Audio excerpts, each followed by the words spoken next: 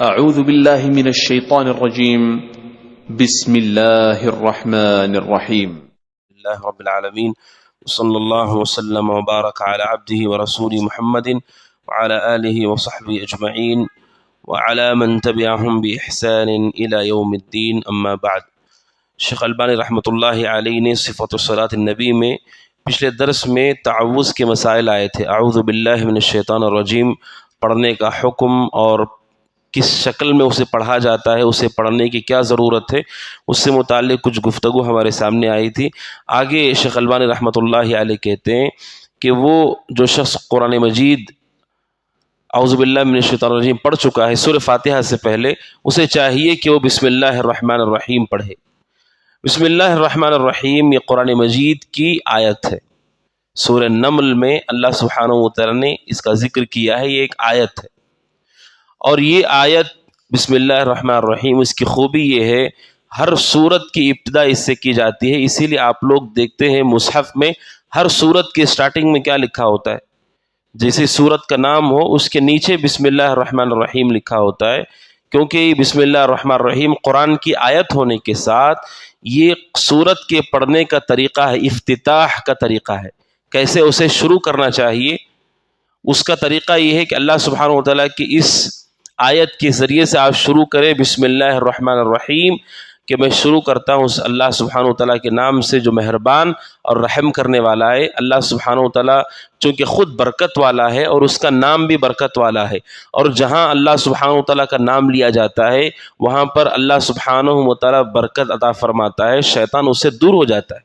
اسی لیے آپ نے سنا ہے کہ کوئی آدمی کھانا کھائے اور بسم اللہ نہیں کہتا تو شیطان کھانے میں شریک ہو جاتا ہے. صرف بسم اللہ کہنے کی وجہ سے وہ دور چلا جاتا ہے، صرف بسم اللہ کہنے کی وجہ سے. اسی لیے کیونکہ اللہ سبحانہ و تعالیٰ کا نام بابرکت ہے، شیطان اس سے دور ہو جاتا ہے.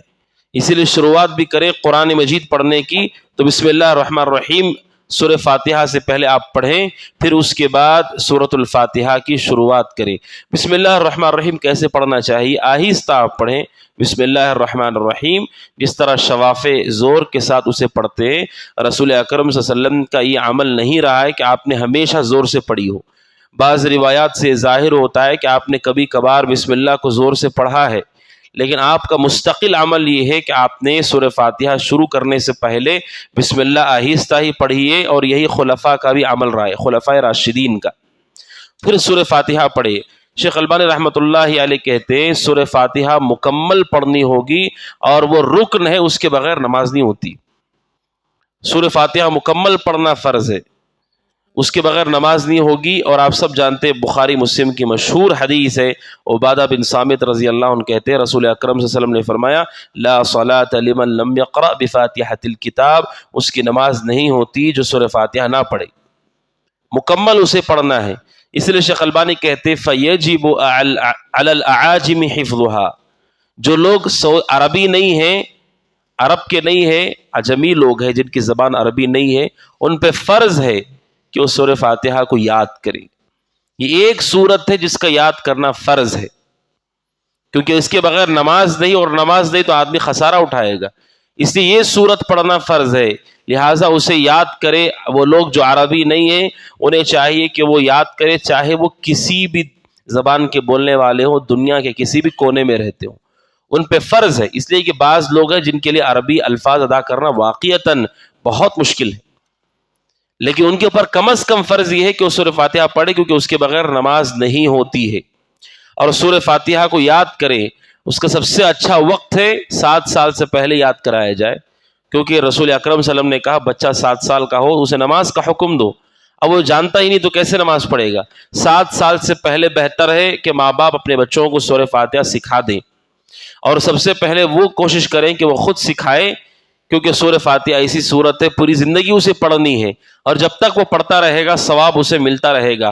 اس کتاب کی جس کا درس چل رہا ہے، اس کتاب کی شرح کرنے والے بعض علماء نے لکھا ہے کہ ماں باپ کو چاہیے کہ مسجد کے امام یا کسی استاذ کا انتظار نہ کرے، آگے بڑھ کر کے اپنے بچوں کو سورہ فاتحہ یاد کرا دے، کیونکہ اتنا بڑا تحفہ ہے یہ ان کے لیے کہ مرنے کے بعد بھی اجر و ثواب جاری رہے گا.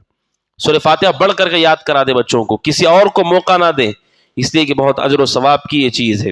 اور سورہ فاتحہ پڑھنے کا صحیح طریقہ کیا ہے وہ اہل علم سے آپ سیکھیں، اچھے قراء سے آپ سیکھیں، کوئی بھی حرف نہ چھوٹے اس کا خیال کریں، اعراب میں کوئی غلطی نہ ہو اس کا خیال کریں، صحیح طور پر اسے حفظ کر کے یاد کر کے پھر نماز میں پڑھیں۔ دوسرا مسئلہ ہے فمن لم یستطع، وہ آدمی جو سورہ فاتحہ نہیں پڑھ سکتا ہے وہ کیا پڑھے گا نماز میں؟ سبحان اللہ والحمد للہ ولا الہ الا اللہ اللہ اکبر ولا حول ولا قوت الا باللہ، جو سورہ فاتحہ نہیں پڑھ سکتا ہے۔ مثلا کہ کوئی آدمی ہے جو ابھی مسلمان ہوا ہے، اس نے کچھ یاد نہیں کیا ہے، اسے کچھ نہیں آتا ہے، اسے کیا کرنا چاہیے؟ رکعت باندھنے کے بعد سورہ فاتحہ تو نہیں آتا، اسے کیا کرنا چاہیے؟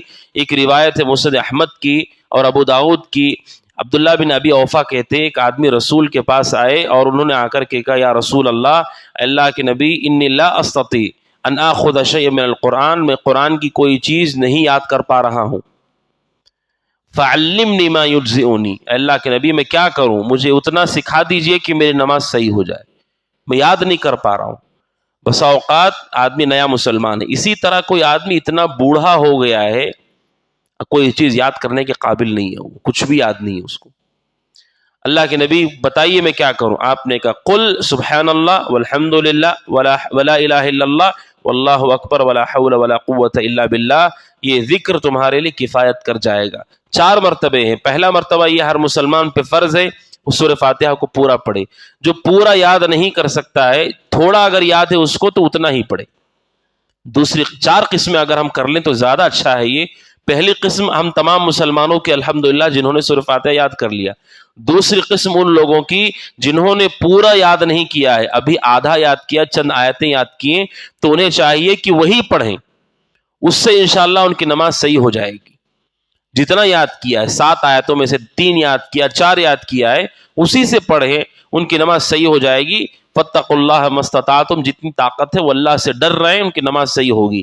اور تیسری حالت اس شخص کی ہے کہ جو آدمی سورہ فاتحہ کے علاوہ کچھ چیزیں اسے یاد ہو گئی، کوئی ایسا آدمی ہے سورہ فاتحہ یاد نہیں اس کو، کہیں سے سن کر کے قرآن کی 2-4 آیتیں یاد ہو گئی، اس کے لیے بہتر یہ ہے کہ اس ذکر کے بجائے وہ آیتیں پڑھے۔ کہیں پر قرآن میں یہاں سے وہاں سے سن لیا، کوئی غیر مسلم ہے سورہ فاتحہ یاد نہیں لیکن کچھ دوسرا اس کو یاد ہے، تو جو قرآن سے یاد ہے وہ پڑھ لے، تیسرا درجہ یہ ہے۔